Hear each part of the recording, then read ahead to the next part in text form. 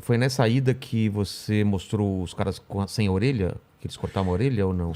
Cortava a orelha, foi no Iraque. No Iraque? Foi 2 anos antes. Um ano antes. Tinha essa história, mas do Iraque não era... foi em 95. Havia uma grande lenda. O governo de Bagdá, o Saddam Hussein, o Tariq Aziz, que era o vice-primeiro-ministro, o homem que aparecia para a imprensa internacional, desafiava jornalistas internacionais a provarem que eles cortavam a orelha daqueles iraquianos que ousassem se negar a servir o exército. Entendeu? Isso sempre circulava, mas eles desafiavam jornalistas a provarem isso. E nós conseguimos provar. Eu vi essa cena. Isso. Quem que puxa o turbante, alguma coisa que mostrou? Essa foi a segunda situação, né? Porque, na verdade, eu fui beneficiado pelo fato de que a gente estava ali em Bagdá, com o Saddam Hussein, e 24 horas por dia, monitorados pelos agentes do Saddam. Eles estavam do lado. Eles estavam lá, eles sabiam tudo onde a gente estava, o que a gente estava fazendo. Quando você apontava a câmera, o cara falava aqui pode, aqui não pode? Exatamente. Então, como é que eu ia, por exemplo, para Saddam City, onde estava a grande maioria silenciosa, né? Porque é o seguinte, internacionalmente, os xiitas são minoria. Tá. Os sunitas são maioria. Mas os xiitas, no Iraque, eles são maioria. Uma maioria que jamais conseguiu deter o poder. E eu sabia que grande parte desses soldados que tiveram a orelha cortada estavam num lugar chamado Saddam City, porque em Saddam City havia contingentes de soldados, pelo menos havia essa informação, que se negaram a servir o exército e tiveram as suas orelhas sumariamente cortadas para servir de exemplo. Eles eram sunitas? Eles eram xiitas. Xiitas, exatamente. O Saddam Hussein sunita. O Saddam Hussein sempre perseguia os sunitas. No Iraque são minoria. Tá.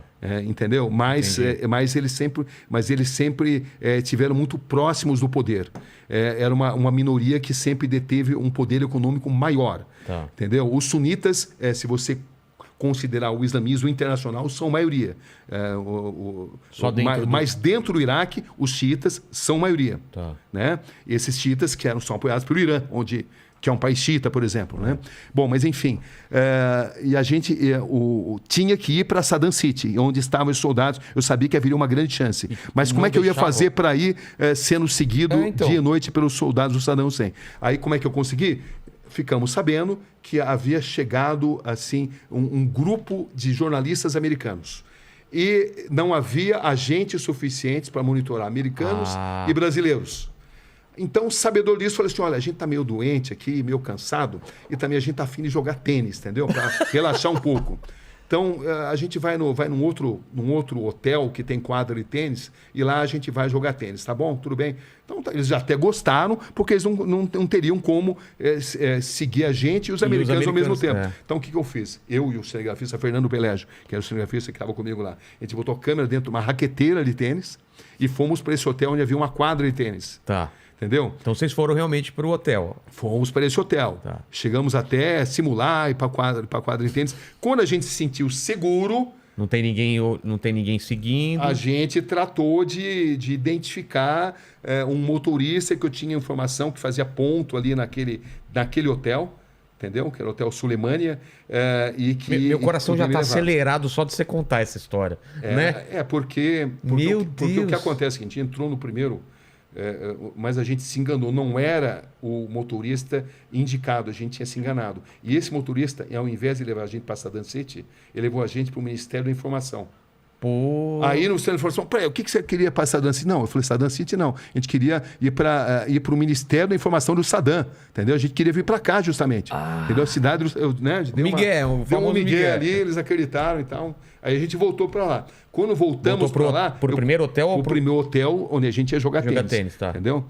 E aí nesse hotel eu consegui finalmente achar um motorista que eu tinha indicação, que falava inglês, era jovem e que tinha insatisfações em relação ao regime e que estaria disposto disposto a assumir o risco. Precisaria ser alguém que é disposto a assumir seria risco. descoberto, morto, né? Exatamente. Então, eu acabei descobrindo esse motorista e ele nos levou para Saddam City.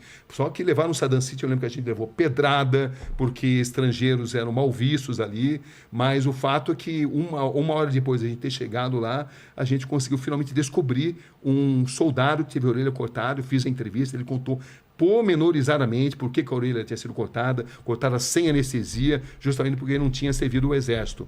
E aí, para você ver como é que são as coisas, né? A imagem que você viu, que a gente estava na confluência do rio Tigre e Eufrates. 3 dias depois... Não é desse dia. Não é desse dia. Não é outro dia soldado. depois, a gente estava na confluência e eu notei que tinha ali o barqueiro que não tirava o turbante de jeito nenhum. Aí eu cheguei nele lá e eu falei, fiz um sinal. A hora que o tradutor, que era ligado ao regime do Saddam Hussein, estava distante, entendeu? Porque a gente foi para o meio do rio, e o tradutor ficou lá. Eu falei que eu precisava fazer uma passagem e o barco não cabia mais gente. Entendeu, não? Porque o tradutor era deles, né? E aí, meio por sinais, eu expliquei para ele contar a história. E aí ele tirou o turbante, contou a história. Eu tive que traduzir depois. E aí era a história da mesma coisa. Mesma coisa. Não quis servir. Não quis servir o exército, a orelha foi cortada, não teve anestesia. E a família passou a ser perseguida. E o mais interessante é que eu lembro entrevistando o Tariq Aziz, o vice-primeiro-ministro, ele falou assim, eu desafio você a encontrar essas pessoas. Onde estão essas pessoas? Mas eu não podia falar, eu acabei de filmar. Porque se eu falasse isso, eles iriam revistar, confiscar.